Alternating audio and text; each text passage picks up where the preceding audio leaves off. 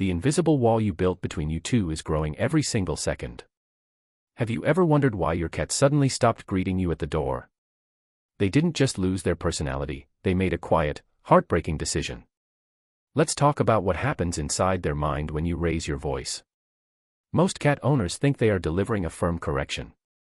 But to a cat's ultra-sensitive ears, you are delivering a terrifying threat. Cats can hear frequencies up to 64,000 Hz, which is 3 times higher than humans. So when you yell in a quiet room, it hits them like an unpredictable shockwave. And here is the hardest truth: veterinary behaviorists confirm cats don't understand punishment. They don't connect your screaming to the scratched couch or the spilled water. They only connect the terrifying noise to you, the person they once trusted completely. The bad behavior isn't corrected, but the fragile emotional bond is instantly damaged. Research shows that cats exposed to harsh vocal tones develop chronic anxiety. They learn that their home isn't safe, and that fear lingers long after you calm down. But that isn't even the worst part of what yelling does to them. We will reveal what it does to their long-term memory at the end of this video. Have you noticed your cat watching you from across the room, refusing to come closer? You might assume they are just being independent or acting stubborn today. But if they used to curl up next to you and now they don't, something went wrong. Cats build their sense of security through quiet, predictable repetition. Every gentle word and calm interaction reinforces the message that you are safe. Yelling destroys that predictability instantly, which is the fastest way to break a bond.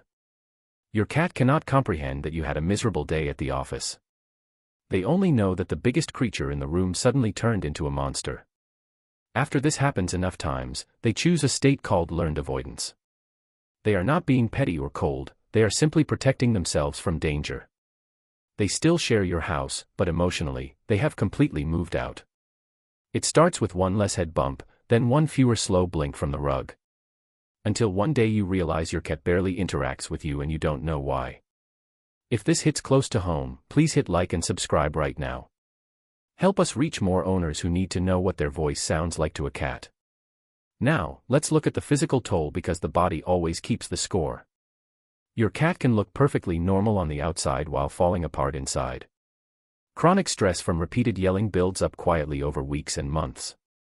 It manifests in subtle, heartbreaking ways you would never connect to your voice. Maybe they stop eating their favorite food or lose interest in playtime.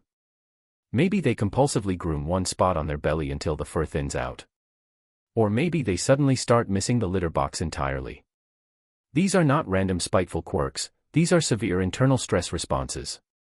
When a cat is constantly startled, their body floods with a hormone called cortisol. In small doses, cortisol helps animals react to real physical danger. But when the yelling never stops, their cortisol levels remain dangerously elevated. This chronic elevation weakens their immune system and triggers painful digestive issues. It is also directly linked to feline idiopathic cystitis, a painful bladder condition. Your cat isn't acting out, their body is failing because they can never fully relax. Most owners try to treat the symptoms by changing the food or the litter. But if the root cause is an emotionally unsafe environment, no diet change will help. So how do we fix this before the damage becomes absolutely permanent? What if the most effective way to correct your cat requires no voice at all? Most owners scream because raising their voice feels like the only tool they have. But yelling was never a true training tool, it was just an emotional reaction. Once you replace volume with a strategy that works, everything changes. The first major shift is realizing cats respond to environment, not punishment. If your cat keeps jumping on the kitchen counter, a louder no is useless. Instead, make the counter unappealing and provide a much better climbing option. Place a tall cat tree near the window where they are actually allowed to climb. When the alternative is more rewarding, the bad behavior solves itself naturally. The second shift is transforming how you use your voice in tense moments. You don't have to become completely silent when they do something wrong. Cats are incredibly responsive to tone, and talking to them builds a strong bond. A low, slow, steady voice signals complete calm and absolute safety. A sudden, sharp, high-pitched tone signals immediate, terrifying danger. You can say, "Don't do that," in a low tone that redirects without triggering fear. It is the profound difference between guiding your pet and traumatizing them. The third shift is the one almost every cat owner skips entirely. You must actively reward the positive behavior you actually want to see. When your cat scratches the post instead of your favorite chair, praise them. Give them a high-value treat, a slow blink, or a gentle stroke. Cats repeat behaviors that lead to good outcomes far more than they avoid punishment. This is exactly how professional veterinary behaviorists modify feline habits. But what about the emotional damage you have already done in the past? Don't panic just yet, because that brings us to the final, crucial truth. Do you know what your cat actually remembers most about you? It isn't the expensive toys or the premium treats you buy them. It is exactly how you made them feel when things became intensely stressful.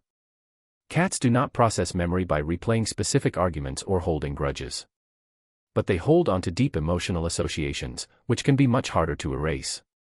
They won't remember that you yelled on a Tuesday because of a broken glass. They will remember the sudden spike of absolute terror inside their chest. They remember the deafening noise and exactly which human it came from. Over time, these painful emotional memories stack higher and higher. They quietly reshape how your cat feels every time you enter the kitchen. Cognitive researchers found that cats form permanent long-term associations with people. A cat who is repeatedly frightened by an owner will eventually avoid that person entirely.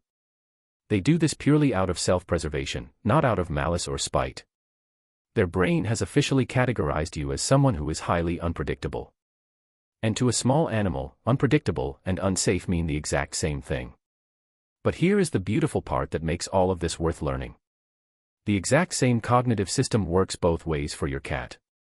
The emotional memory that records fear can also record absolute safety. Every time you speak softly, you are writing a brand new record.